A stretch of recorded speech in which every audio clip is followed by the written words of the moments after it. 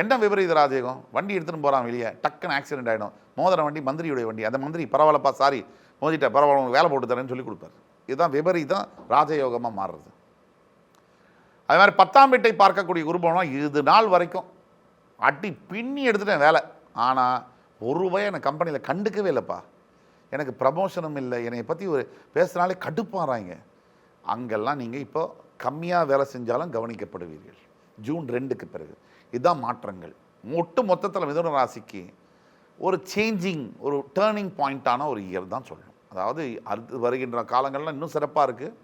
அதற்கான அச்சாரமாக தொடங்கக்கூடிய ஆண்டு தான் அடுத்த ஆங்கில புத்தாண்டு. இந்த வருகின்ற ஆங்கில புத்தாண்டு 2026 முக்கியமாக பொருளாதார நிலைமை பற்றி ஏற்கனவே சொன்னோம். பண வரவு என்பது 12 ராசிகளுக்கும் பணம் ஒரு பெரிய அளவிலான சவாலை கொடுக்க முடியாது. சில பேருக்கு கடன்கள் இருக்கும், சில பேருக்கு பண பரிவர்த்தனையில் பிரச்சனைகள் இருக்கலாம்.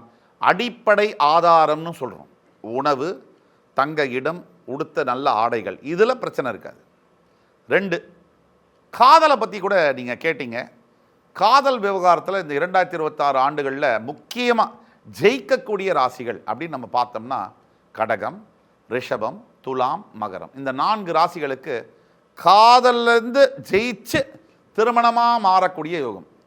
ஒரு மனுஷனுக்கு காதல் வரணும்னா எங்கே சந்திரன் இருந்தாலும் வந்துடும். அந்த காதலில் ஜெயிக்கணும்னு வச்சுக்கோங்க, சுக்கிரனும் சந்திரனும் சம அளவில் பலமாக இருக்கணும்.